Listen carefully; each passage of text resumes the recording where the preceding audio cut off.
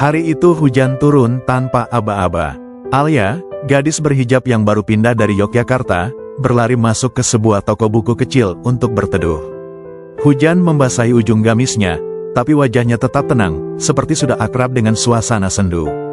Tanpa sengaja, ia menabrak seorang laki-laki yang sedang membaca di pojok rak. Buku-buku mereka jatuh berserakan, dan mata mereka bertemu untuk pertama kalinya. Raihan, lelaki pendiam yang lebih suka buku daripada obrolan, mendadak kehilangan kata-kata. Di antara tumpukan halaman, mereka menemukan awal dari cerita mereka.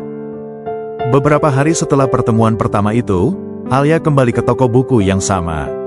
Bukan karena sedang mencari buku, tapi karena berharap bisa bertemu Raihan lagi, meski ia sendiri enggan mengakuinya.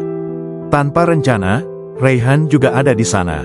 Duduk di sudut biasa, ditemani secangkir kopi sachet dan tumpukan novel. Mereka bertukar sapa, canggung, tapi jujur, tidak ada basa-basi panjang, hanya satu senyuman yang cukup membuat sore itu terasa lebih hangat dari biasanya. Dan lagi-lagi, hujan turun. Hujan hari itu turun lebih deras dari biasanya. Di pojok toko buku yang sama, Alia dan Raihan duduk berdua, tidak lagi canggung, tapi belum sepenuhnya lepas. Ada ruang yang masih mereka jaga, tapi juga rasa ingin tahu yang tumbuh perlahan. Alia membuka cerita tentang masa kecilnya di Yogyakarta, tentang hujan dan kenangan di teras rumah. Raihan mendengarkan, lalu membalas dengan kisah masa kecilnya yang sepi tapi penuh buku. Mereka tertawa kecil, saling mengisi diam dengan kata-kata sederhana. Hujan di luar menjadi musik latar, dan entah sejak kapan, mata mereka tak lagi sekadar melihat, tapi mulai memahami. Minggu itu, Alia tidak datang ke toko buku. Raihan menunggu, tapi hanya hujan yang datang, setiap hari, di waktu yang sama. Ia mulai bertanya-tanya, apakah ia terlalu nyaman? Apakah ia berharap terlalu banyak? Alia sedang berjuang dengan pikirannya sendiri. Ia takut, bukan karena Raihan, tapi karena dirinya. Apakah ini waktu yang tepat? Apakah ia pantas untuk merasa nyaman? Di hari keempat, Raihan duduk di tempat biasa. Tak membawa buku, hanya diam, menatap hujan di balik jendela. Di luar, Alia berdiri, ragu. Dan akhirnya, ia pergi, tanpa masuk. Setelah hari itu, Alia tak pernah lagi berdiri di depan toko. Tapi hatinya selalu tertinggal di sana. Di antara buku-buku, di balik jendela berembun, dan di dalam diam yang tak sempat diucapkan. Raihan pun memutuskan, ia tak mau menunggu lagi. Hujan sore itu membawa keberanian.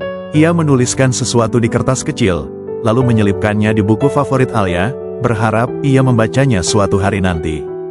Dan entah bagaimana, takdir seperti ikut bermain. Alia kembali, tak sengaja, atau mungkin memang harus. Dan di sela-sela lembar halaman itu, ia menemukan sesuatu, kalimat sederhana yang membuat hujan terasa lebih hangat dari biasanya. Hujan kembali turun sore itu, bukan deras, tapi cukup untuk membuat orang berlari mencari tempat berteduh.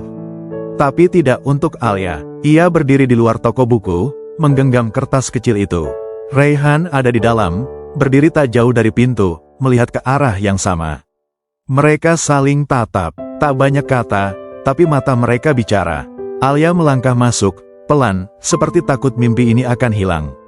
Raihan menunggu, dan saat jarak di antara mereka hanya sejangkau tangan, ia berkata, "Aku selalu suka hujan, tapi sejak kamu datang, aku jatuh cinta padanya." Hari itu, hujan datang seperti biasa, tapi kini terasa berbeda. Alia duduk di bangku dekat jendela, membuka buku barunya, sementara Raihan datang membawa 2 gelas kopi hangat. Mereka tak banyak bicara, tapi tak perlu juga. Hening tak lagi canggung, diam menjadi bahasa yang paling nyaman. Di antara buku, hujan, dan kehangatan 2 hati yang saling mengerti, mereka menemukan versi tenang dari cinta. Dan di luar jendela, hujan tetap turun, tapi tak lagi terasa sepi.